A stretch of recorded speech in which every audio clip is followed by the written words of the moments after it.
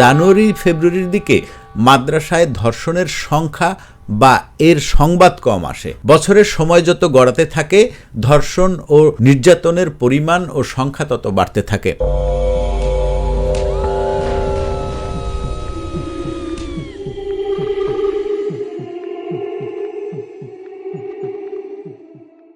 প্রিয় দর্শক শ্রোতা বন্ধুরা, আজ আপনাদের সামনে তুলে ধরব বাংলাদেশের কওমি মাদ্রাসার এক ভয়াবহ অন্ধকার দিক, যা আপনারা সবাই খুব ভালো করেই জানেন এবং দেখেন।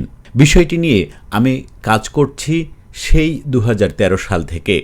বাংলাদেশে লক্ষ লক্ষ কওমি মাদ্রাসায় প্রতিদিন শিশুদের উপরে চালানো হয় অকথ্য নির্যাতন, করা হয় ধর্ষণ, হত্যা, তাদেরকে দিয়ে করানো হয় ভিক্ষাবৃত্তি। এই পুরো বিষয় নিয়ে আমি 2019 সালের সেপ্টেম্বরে প্রকাশ করি বই বিস্ফোরা। পরের বছর বইটি নিষিদ্ধ করে দেয় সরকার। এরপর হাত দেই পরবর্তী গবেষণামূলক ও পরিসংখ্যানমূলক একটি বই লেখার কাজে। সেই বইও লেখার কাজ শেষ, যার পরিসংখ্যান ও সংবাদ পর্যালোচনা অংশটুকু আপনাদের জন্য এই ভিডিওতে পর্বে পর্বে হাজির করব।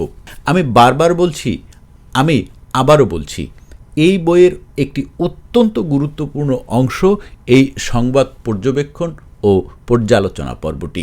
আমার এই বইয়ে আমি যে পরিসংখ্যান দেখাবো তা কেবলই সংবাদপত্র থেকে পাওয়া। এর বাইরে আমি ব্যক্তিগতভাবে যে সমস্ত ধর্ষণ, নির্যাতন ও হত্যার সংবাদ পেয়েছি, কিন্তু তার প্রামাণ্য কোনো সংবাদ প্রকাশিত হয়নি, তা কিন্তু এই বইতে স্থান পায়নি। কিন্তু সেখানেও একটি কথা রয়েছে, আমি যে প্রকাশিত সংবাদের সকল সংবাদই সংগ্রহ করতে পেরেছি বা গ্রহণ করেছি এমনটাও কিন্তু নয়। আমার ধারণা আমি সংগ্রহ করতে পেরেছি টোটাল প্রকাশিত সংবাদের 50 থেকে 55 ভাগ। এর বেশি আমার দ্বারা সম্ভব হয়নি, কারণ আমি একেবারেই একা, কোনো টিম ছাড়া এই কাজটি করছি। তবে কোনো একটি নির্দিষ্ট গোষ্ঠীর উপরে একটি পরিসংখ্যান ও গবেষণামূলক বই লেখার জন্য ওই গোষ্ঠীর যত লোকের সাক্ষাৎকার নিতে হয় বা যত লোকের সাথে কথা বলতে হয়, 2013 সাল থেকে আমি তার অন্তত 20 গুণ বেশি লোকের, অর্থাৎ মাদ্রাসা ছাত্র, শিক্ষক ও কমিটির লোকের সাথে কথা বলেছি। সবচাইতে বেশি সাক্ষাৎকার নিয়েছি মাদ্রাসার ছাত্রদের। এই বইয়ে আমার সবচাইতে বড় দুর্বল দিক সেটি হলো আমি মাদ্রাসার কোনো ছাত্রীদের সাথে কথা বলতে পারিনি, আমার দ্বারা সম্ভব হয়নি। ফেসবুক ও ইউটিউব লাইভে আমার কাছে সাক্ষাৎকার দিয়েছে 100-র উপরে ছাত্র। আমি আবারও বলছি, ধর্ষণ, নির্যাতন, হত্যা ইত্যাদি বিষয়ে যে পরিসংখ্যান আমি উল্লেখ করব, তা সবই পত্রিকায় প্রকাশিত সংবাদের ভিত্তিতে। তারই একটি অংশ এই সংবাদ পর্যালোচনা ও পর্যবেক্ষণ পর্বটি। আমি এই বিষয়টি নিয়ে কাজ করছি 2013 সাল থেকে। অনলাইনে প্রকাশিত সংবাদ আমার কাছে রয়েছে 2016 সাল থেকে। তবে এই বইতে 2019, 20, 21, 22 ও 23 এই মোট 5 বছরের পরিসংখ্যান তুলে ধরব। তাই স্বভাবতই 19 সালের জানুয়ারি মাস থেকে এই আমার পর্যবেক্ষণ ও পর্যালোচনা ভিডিও শুরু করছি। এই বিগত যতদিন ধরে আমি কাজ করে চলেছি এই বিষয়টি নিয়ে, ততই আমি দেখেছি যে বছরের শুরুতে, অর্থাৎ জানুয়ারি ফেব্রুয়ারির দিকে মাদ্রাসায় ধর্ষণের সংখ্যা বা এর সংবাদ কম আসে। বছরের সময় যত গড়াতে থাকে ধর্ষণ ও নির্যাতনের পরিমাণ ও সংখ্যা তত বাড়তে থাকে। যারা ধৈর্য ধরে এই ভিডিওটি দেখবেন শেষ পর্যন্ত তারা বুঝতে পারবেন ঘটনাটি কি। মানে এখন জানুয়ারি মাসের যে এই রিপোর্টের পরে যখন ফেব্রুয়ারি মাসের রিপোর্ট দেখবেন, মার্চ মাসের রিপোর্ট দেখবেন, তখন দেখবেন সংখ্যা ও হার বেড়ে গেছে। বছরের শুরুর মাসে ধর্ষণের শিকার হয়েছে 2টি শিশু, পায়ে শিকল দিয়ে বেঁধে নির্যাতন করা হয়েছে 1টি শিশুকে, যৌন হয়রানির ঘটনা ঘটেছে অন্তত 1টি শিশুর সাথে। 10 জানুয়ারি বাংলাদেশ প্রতিদিনে প্রকাশিত একটি সংবাদের শিরোনাম এরকম: লক্ষ্মীপুরে শিকল দিয়ে বেঁধে মাদ্রাসার ছাত্রকে নির্যাতন। এটি মাদ্রাসায় শিশু নির্যাতনের একটি নিষ্ঠুরতম উপায়।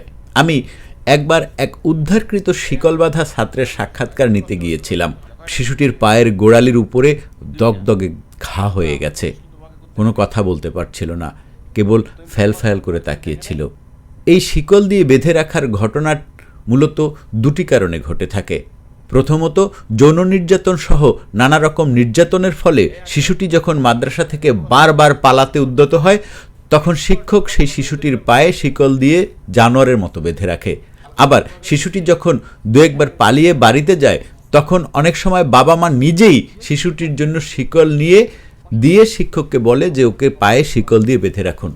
তবে জানলে আপনারা খুবই আশ্চর্য হবেন যে শিকল দিয়ে বাঁধা যতগুলো ঘটনা আমি সরাসরি এই ঘটনার সাথে মিশে কাজ করেছি, ততগুলো ঘটনাতেই আমি দেখেছি যে বাবা মাই শিশুদের পায়ে শিকল বেঁধে রাখার জন্য শিকল কিনে দিয়ে আসে।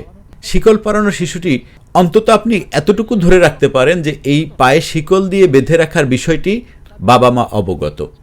13 জানুয়ারিতে একটি সংবাদ প্রকাশিত হয়, সেখানে শিরোনাম ছিল লক্ষ্মীপুরে হত্যার ভয় দেখিয়ে মাদ্রাসার ছাত্রকে যৌন হয়রানির অভিযোগ।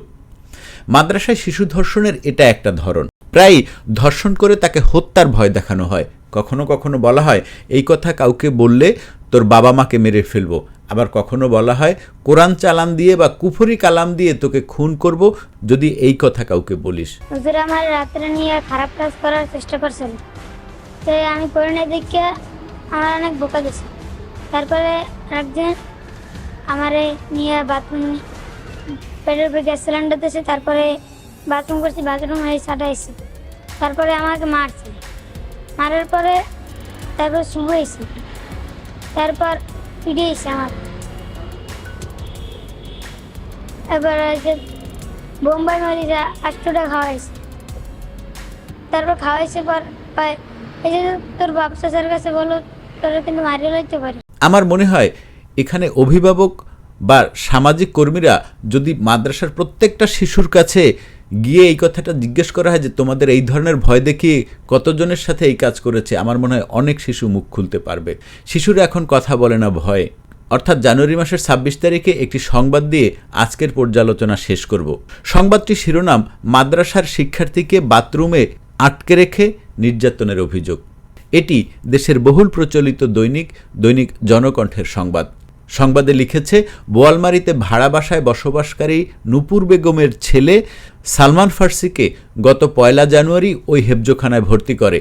ভর্তির পর থেকেই সালমানকে নানাভাবে হয়রানি ও শারীরিক নির্যাতন করে আসছে হাফেজ শিক্ষক মোহাম্মদ রবিউল ইসলাম। 20 জানুয়ারি রবিবার রাত 9টা থেকে 9:45 পর্যন্ত টয়লেটের মধ্যে বা পায়খানার মধ্যে তাকে আটকে রাখা হয়। বাথরুমের মধ্যে সে বমি করে, প্রস্রাব পায়খানা করে অসুস্থ হয়ে যায়। ভয়ার্ত সালমানের ডাক চিৎকার শুনে অন্য এক ছেলে তাকে পায়খানার দরজা খুলে দিলে সে মুক্তি পায়। পরের দিন সকালে খাবার নিয়ে মাদ্রাসায় গেলে নূপুর বেগম তার ছেলের অসুস্থতা দেখতে পায়, ওষুধ কিনে দিয়ে আসে। তাতে সে সুস্থ না হলে বৃহস্পতিবার তাকে হাসপাতালে নিয়ে ভর্তি করা হয়। সালমান ফার্সির পিতা নড়াইলের লোহাগাড়া উপজেলার আস্তাইল গ্রামে মোহাম্মদ শফিকুল ইসলাম। অপরদিকে হেফজোখানার শিক্ষক মোহাম্মদ রবিউল ইসলামের বাড়ি নড়াইলের লোহাগাড়া উপজেলার ঝাউডাঙ্গা গ্রামে। একজন কোরআনের শিক্ষক একটি শিশুর সাথে নিষ্ঠুরতার মাত্রার কতটা একটু খেয়াল করেন। একবার ভাবেন ওই শিশুটির মানসিক অবস্থা কি ছিল তখন। অত ছোট একটা বয়সে সে কত বড় একটা ট্রমার শিকার হলো। এই ট্রমা থেকে কি সে কখনো বের হতে পারবে? এই শিশুটি হয়তো বড় হয়ে একজন মাদ্রাসার শিক্ষক হবে, সেও কি তার শিশু ছাত্রছাত্রীর সাথে এই আচরণ করবে? করার সম্ভাবনাই বেশি, কারণ ওর নির্যাতনকারীও হয়তো একসময় ওর মতোই নির্যাতনের শিকার হয়েছিল। বন্ধুরা, কথা হবে পরবর্তী পর্বে। তবে জানিয়ে রাখি, আমি যেহেতু 5 বছরের পরিসংখ্যান ও পর্যবেক্ষণ আপনাদের সামনে নিয়ে আসব এবং প্রত্যেক বছরে 12 মাস, সুতরাং আপনারা এরকম 60টি পর্ব পাবেন। আজ সেই পর্বের প্রথম পর্ব গেল। আপনারা প্রস্তুত থাকুন দ্বিতীয় পর্বের জন্য, অর্থাৎ 2019 সালের ফেব্রুয়ারি মাসের মাদ্রাসায় শিশু হত্যা, শিশু ধর্ষণ ও নির্যাতনের পরিসংখ্যান নিয়ে কথা হবে পরবর্তী পর্বে। এবং আপনার শিশুকে যদি আপনি ভালো না বাসেন, তাহলে আপনার থেকে বেশি কেউ ভালোবাসবে না, এই কথাটি মাথায় রাখবেন। সবাই ভালো থাকবেন, সুস্থ থাকবেন। আজকের মতো শুভ বিদায়।